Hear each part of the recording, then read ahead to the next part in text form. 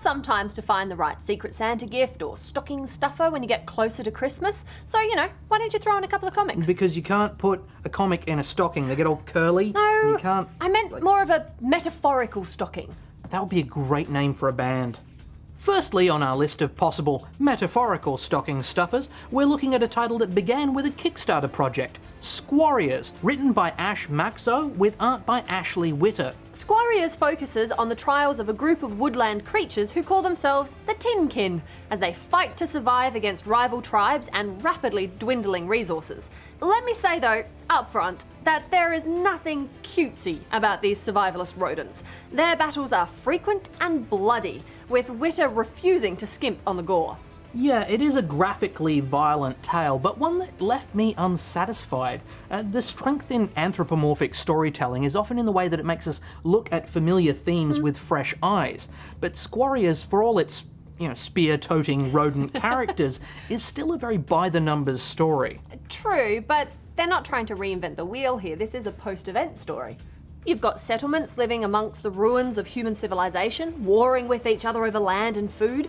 Yes, this is a story that we've seen before, but I think it's well told. I was a big fan of the Redwall series growing up, and I am still a sucker for a squirrel with a bow and arrow. That does kind of bring me to another gripe, though. I liked the art style overall, but I thought that the action was a little unclear. There was a lack of cause and effect that made it hard to follow. I will admit I did have to backtrack a couple of times to be sure of the process of events, but I think that was more due to getting confused as to which animal was which, and that's maybe a drawback to this realistic art style. Exactly. Look, not to sound racist or anything, but all mice do kind of look the same to me.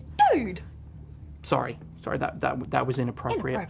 Look, in the end, I just didn't feel like I connected with this comic. I thought the look of it was good, but there wasn't enough that was new to keep me interested. So I'm gonna have to give this one a bury. Fair enough. Well, look, I did really like it. The art style is impressive, and I think that as the story progresses, the characters are all going to differentiate themselves. So I'm going to give it a borrow. Fair enough. Now, the next two comics that we're looking at are both published by Madefire, a company that's been making some waves with its new motion book application. Yes, but being the technologically fearful Luddites that we are, we've opted for the hard copy. But we will be checking out the app very soon. First up, from Madefire founders Ben Wolstenholme and Liam Sharp, we have issue 1 of Mono, the Old Curiosity Shop. Harking back to the pulp heroes of old, Mono serves up the untold story of a hybrid ape man operating as an agent for the British throne during the mid-20th century. We are launched swiftly into the action in this first issue as Mono infiltrates occupied France and throws down against the German war machine. I have to say that although I'm sure Madefire's motion book animations and music must extend the experience, the artwork is very high quality even on paper. There's a great sense of momentum to the action and a moody, noir-drenched filter across every panel. I also really enjoy the character work. Mono is a portrait of contradictions, a noble savage who is literate and poetic one moment, then enraged and brutal the next.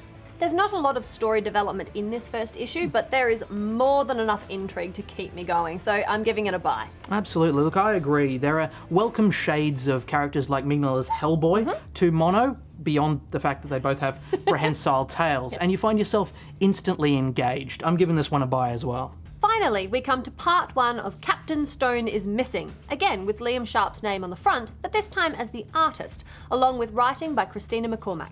Captain Stone is a superhero in a world without superheroes, the leader of a paramilitary group called the Stone Corps, and despite his name being plastered across the front cover twice, he has next to nothing to do with this first issue. True. The exposition is all regarding a woman called Charlie Chase, a recluse with a violent and dark past. Presumably having a connection to Captain Stone, most likely as enemies, Charlie shares fractured images of her life, from being a preteen cat burglar alongside her father to a career in modelling, to hints of something much more dangerous.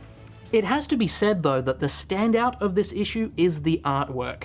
Sharp jumps from style to style throughout, showing hints of Bill Sienkiewicz, David Mack, Darwin Cook, and since the story is a journey through Charlie's musings on her life, it doesn't seem inappropriate that the art styles veer around so rapidly.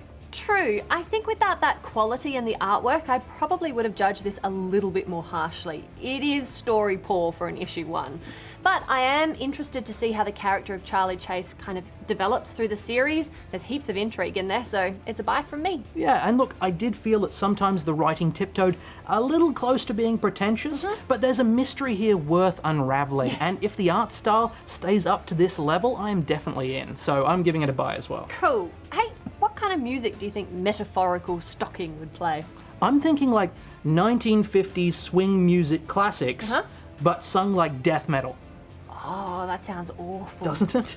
Just I would awful. never go to that show. No.